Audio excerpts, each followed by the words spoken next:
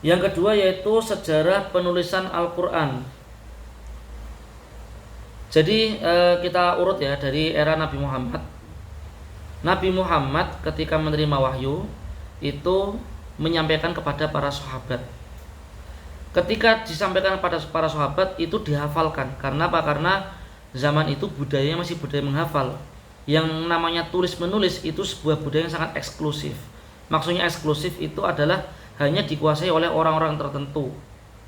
Gampangnya kalau sekarang kayak AI. AI itu eksklusif, tidak semua orang itu bisa AI. Oke, kita kembali ke Nabi Muhammad. Jadi ketika wahyu turun, Nabi memberikannya kepada sahabat, disampaikan kepada sahabat, sahabat menerimanya dengan dihafalkan. Kemudian beberapa sahabat yang memang punya kemampuan untuk bisa menuliskan hafalan ayat Al-Quran tersebut. Setelah dituliskan, dibacakan kepada Nabi. Setelah dibacakan kepada Nabi, mohon maaf, dibacakan kepada Nabi, Nabi mengiyakan. Berarti tulisan itu sudah benar. Disinilah proses Nabi mengoreksi tulisan Al-Quran. Jadi kalau misalnya ada pertanyaan, Nabi kan tidak bisa baca dan menulis. Lantas bagaimana Nabi mengoreksi tulisan para sahabat saat itu? Ya caranya setelah ditulis, tulisan itu dibacakan di depan Nabi, Nabi mengiyakan. Oh, udah benar seperti ini. Nah, berarti disitulah proses validasi, proses koreksi dari Nabi ke para sahabat atau ke tulisan yang ditulis para sahabat saat itu. Hanya saja saat itu tulisannya media tulisnya masih banyak ya. Ada yang pelepah kurma, ada yang kulit binatang, ada yang di tulang, ada yang di batu yang tipis dan lain sebagainya. Ada banyak media. Tetapi walaupun ditulis di berbagai macam media, Al-Quran sudah selesai dituliskan untuk pertama kalinya adalah di era Nabi masih ada. Jadi kalau ada pertanyaan kapan Al-Quran selesai dituliskan secara keseluruhan, jawabannya bukan di era Khalifah Utsman atau era Khalifah Abu Bakar, tetapi semua Al-Quran sudah selesai ditulis oleh para sahabat di era Nabi masih ada. Dan itu sudah dikoreksi oleh Nabi sendiri. Bahkan diarahkan oleh Nabi, ayat ini taruh setelah ini, ayat ini taruh ditaruh sini, ayat ini taruh sini. Bahkan Nabi juga yang memberi nama memberi nama surat-surat di Al-Quran. Oke, itu era Nabi, penulisan era Nabi. Jadi penulisannya masih di berbagai bidang. Sekarang kita masuk yang kedua. Nabi wafat, digantikan kepemimpinannya oleh Khalifah Abu Bakar radhiyallahu anhu saat itu. Di era Khalifah Abu Bakar radhiyallahu anhu, beliau ada sebuah masalah. Masalahnya apa? Banyaknya para penghafal Al-Quran. Kan zaman dulu kan budaya manusia masih eksklusif ya, sehingga Al-Quran itu masih banyak yang dihafalan para sahabat. Banyaknya para penghafal Al-Quran yang saat itu ikut perang Yamamah, syahid di medan perang. Syahid di medan perang.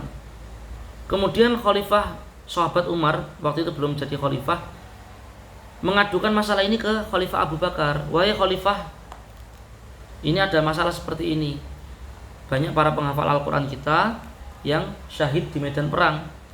Khawatir Al-Quran hilang bersamaan dengan syahidnya para sahabat itu. Akhirnya gimana kalau seandainya Al-Quran ini kita kumpulkan, kita jadikan satu. Awalnya sahabat Abu Bakar, khalifah saat itu tidak berani. Mengapa? Karena Nabi sendiri tidak pernah menyuruh, Nabi tidak pernah mencontohkan. Yang disuruh Nabi itu cuma meletakkan ayat ini taruh sini, ayat ini taruh sini. Nah, surat ini kasih nama surat ini. Terus urut-urutan surat dari Al-Fatihah, Al-Baqarah, Ali Imran sampai An-Nas itu Nabi semua. Tapi nggak ada perintah atau contoh dari Nabi untuk mengumpulkan atau menjilid atau mengkodifikasi Al-Quran itu. Tapi karena terdesak oleh suatu kondisi dan alasannya memang bisa dibenarkan, khawatir Quran hilang bersama wafatnya para syuhada itu, disetujuilah usulan itu di era Khalifah Abu Bakar. Ditunjuklah ketua panitianya, sahabat Zaid bin Thabit. Sahabat Zaid bin Thabit mengumumkan ke semua sahabat, wahai para sahabat yang punya catatan Al-Quran, yang punya catatan Al-Quran, silakan dikumpulkan. Caranya sama seperti tadi. Misal ada sahabat datang, sahabat Abu Sufyan semisal, datang kepada sahabat Zaid bin Thabit, dibacakan tulisannya, dibacakan, kok hafalan sama tulisannya sama, diterima. Tapi ketika misal dibacakan hafalan dengan tulisannya kok tidak sama, maka yang salah tulisannya. Yang salah tulisannya. Kenapa? Karena zaman itu hafalan sangat kuat banget ya. Hafalan masih kuat banget. Sehingga kalau misalnya salah, yang salah tulisannya. Kalau sekarang seandainya kamu menghafalin Al-Quran, hafalan sama tulisan kok gak sama, yang salah kan hafalanmu. Nah, zaman dulu enggak, dibalik. Hafalan sama tulisan kok gak sama, yang salah tulisannya. Maka tulisan dibenerin, baru terima. Setelah diterima semuanya, dikumpulkan semuanya, terus disusun sesuai dengan arahan Nabi. Ayat ini taruh sini, terus dijilid, kasih nama surat. Selesai. Era pembukuan pertama kali di era Khalifah Abu Bakar As-Siddiq radhiyallahu anhu. Sekarang muncul pertanyaan, kenapa kok enggak dari Nabi aja? Kenapa kok Nabi enggak menyuruh ketika beliau masih ada? Jawabannya adalah yang pertama, waktu zaman Nabi Al-Quran belum tuntas diturunkan. Nanti udah dibuat, udah dijilid, udah disusun, turun ayat lagi, suruh taruh tengah. Zaman dulu kan nggak kayak komputer, edit bisa enter, taruh tengahnya. Zaman dulu kan nggak bisa. Ya, alasan pertama Al-Quran belum selesai diturunkan. Yang kedua, takut ada yang mansuh, ada yang direvisi. Bukan direvisi itu ya, direvisi secara hukumnya saja, tetapi ayatnya masih ada. Takut ada yang nasikh dan mansuh. Terus yang ketiga, zaman itu Anda tahu sendiri kan, bahwasanya media tulisannya banyak. Ada batu, ada tulang, ada kulit binatang dan lain sebagainya. Apa yang mungkin untuk menjilid semua media itu jadi satu? Kan nggak mungkin. Sekarang aja belum ada media untuk menjilid batu, kulit binatang, tulang, dan media-media yang lainnya jadi satu lempar, jadi satu bundle. Sekarang aja belum ada, apalagi zaman dulu kan. Nah, itu jawaban diantaranya mengapa kok nggak dari zaman Nabi aja dibukukannya. Sekarang kita masuk ke zaman kedua. Era Khalifah Umar bin Khattab itu tidak ada masalah sama sekali terkait Al-Quran ya. Sama seperti halnya baki, kalau di Indonesia ganti presiden maka estafet bakinya juga diestafetkan ke presiden setelahnya. Ketika Khalifah Abu Bakar wafat, maka estafet Al-Quran ini yang sudah dikodifikasi di era Khalifah Abu Bakar diestafetkan ke Khalifah Umar bin Khattab. Di era Khalifah Umar bin Khattab tidak ada masalah apa-apa terkait Al-Quran, hingga Khalifah Umar bin Khattab ini radhiyallahu anhu wafat. Jilitan ini diestafetkan ke putrinya, yaitu Sayyidah Hafsah binti Umar radhiyallahu anha. Nah, ganti Khalifah Utsman bin Affan. Ketika era Khalifah Utsman bin Affan ini ada sebuah masalah baru. Kalau tadi di Khalifah Abu Bakar masalahnya adalah banyak para penghafal Quran yang syahid di medan perang. Tapi Khalifah Utsman bin Affan masalahnya beda. Islam, negara Islam sudah menyebar ke luar daerah Jazirah Arab. Terdapat perbedaan bacaan, cara membaca Al-Quran antar daerah. Misal daerah selatan, misal daerah selatan ikut bacaan sahabat, riwayat sahabat A. Daerah timur ikut riwayat sahabat B. Daerah barat ikut riwayat bacaan sahabat C. Terjadi konflik. Oh, bacaan Quran musalah, bacaan Quran musalah, bacaan Quran musalah. Konflik, dan konflik zaman itu kan, Islamnya kan masih kuat banget, sehingga konfliknya konflik yang sangat besar sekali.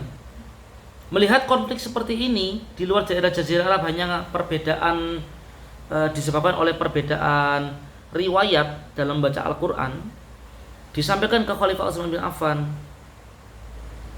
sampaikan begini khalifah, ada masalah ini.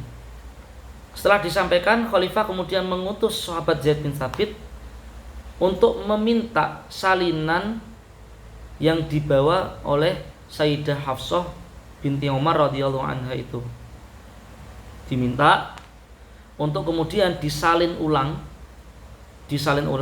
menjadi beberapa eksemplar, menjadi beberapa bendel. Setelah dibuat beberapa bendel itu, disebarkan, dikirimkanlah Al-Quran itu ke daerah-daerah yang konflik bacaannya. Adapun untuk yang mushaf yang era sahabat Abu Bakar itu di era Khalifah Utsman bin Affan ini dimusnahkan. Biar apa? Biar tidak terjadi perbedaan lagi. Jadi udah, makanya yang sampai ke kita saat ini adalah namanya Rosem Utsmani, mushaf Utsmani. Kenapa? Karena yang era Khalifah Abu Bakar sudah dibakar, sudah dihanguskan. Nah, sebenarnya masalah ini sudah pernah terjadi di zaman Nabi. Jadi waktu itu ada dua sahabat yang membaca salah satu surat.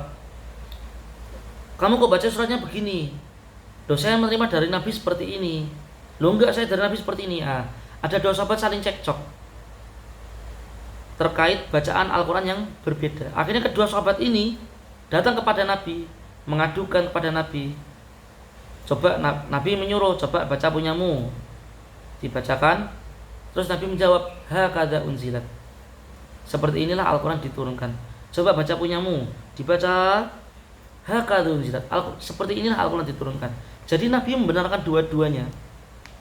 Hanya saja waktu itu masih skala kecil ya, dan Nabi masih ada. Jadi kalau ada apa-apa masuk ke Nabi. Tapi kalau yang era Khalifah Utsman bin Affan ini skalanya besar. Skalanya antar wilayah besar, antar negara kalau sekarang lah ya.